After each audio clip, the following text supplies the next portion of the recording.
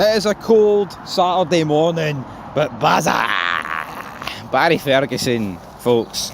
He says he loves the fight the Rangers shown on Thursday. To me it was the bare minimum, but anyway, Barry Ferguson has said he loved the fight.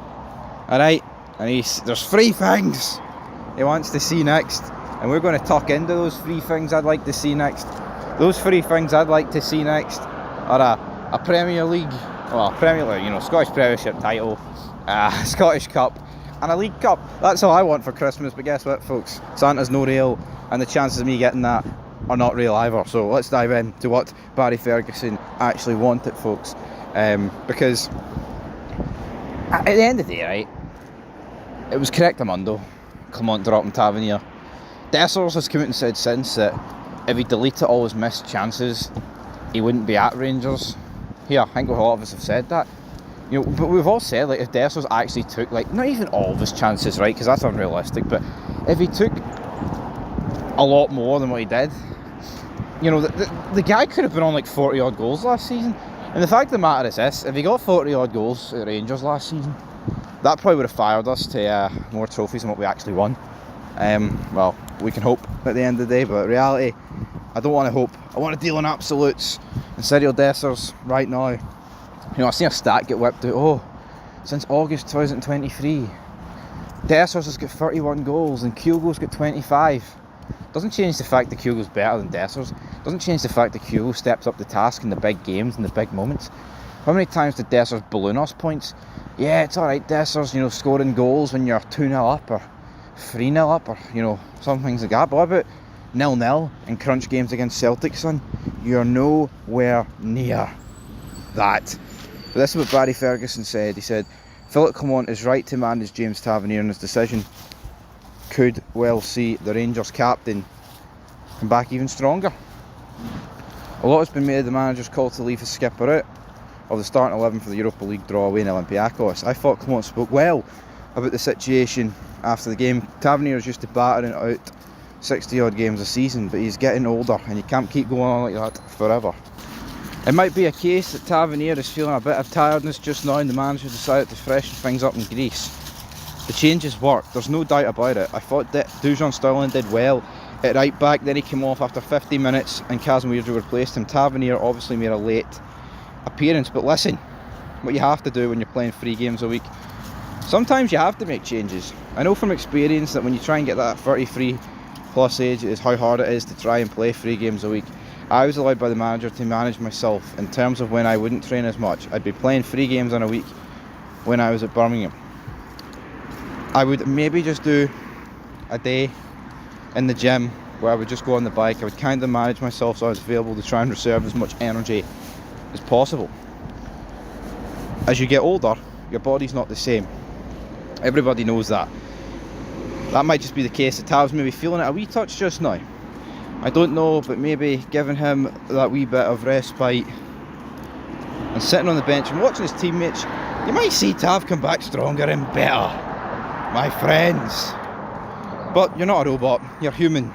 Your body starts to feel stuff that you wouldn't have felt 5 or 6 years previous to that. So maybe it's just a case of the manager looking at after Tavernier, and we'll see what happens going forward. I still think he's got a part to play. I've always said that, and people have come at me regarding Tav, but I've always stuck behind him. I think he's been a really good servant for Rangers. His numbers don't lie. I think going forward he's excellent. Maybe pushing him one forward might be a great idea going into games. Looking into the future, who knows? He could certainly play there, I've no doubt about that. It might be something going forward if you want to be really strong defensively.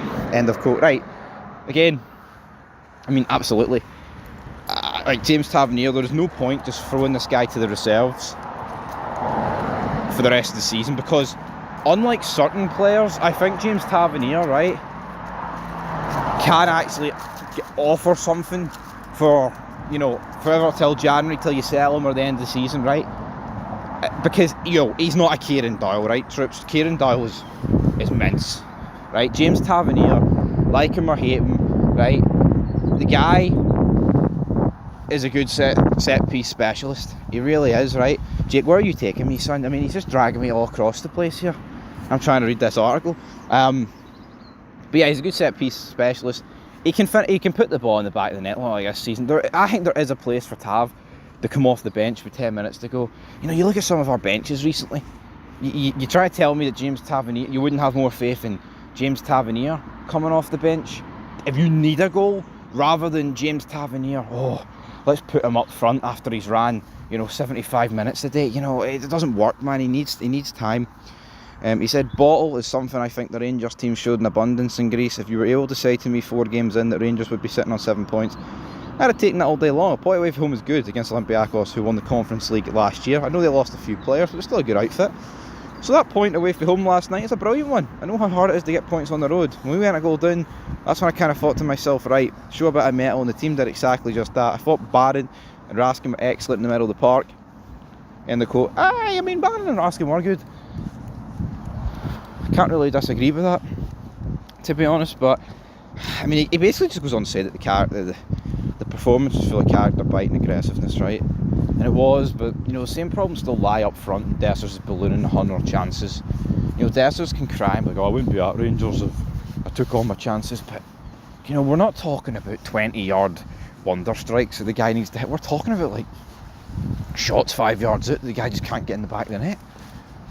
We're talking about shots that you would expect most strikers in the league to score. So anyway, guys, that's where we're going to leave it here. Barry Ferguson talking a good game, but what do we really think is going to happen going forward with Rangers? Was this a one-off? Can they replicate an Olympiacos performance across the board? Probably not, because Europe away suits us, because counter-attack playing, when you play the teams in the league at home, away, like they do like park the bus, and we just can't break them down. We're just not good enough to do it. But see, sitting back and letting teams come on to us, it works.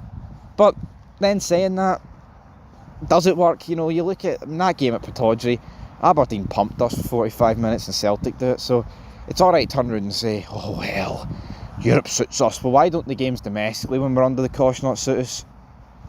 Because they don't. We get absolutely scudded, man. It's pathetic.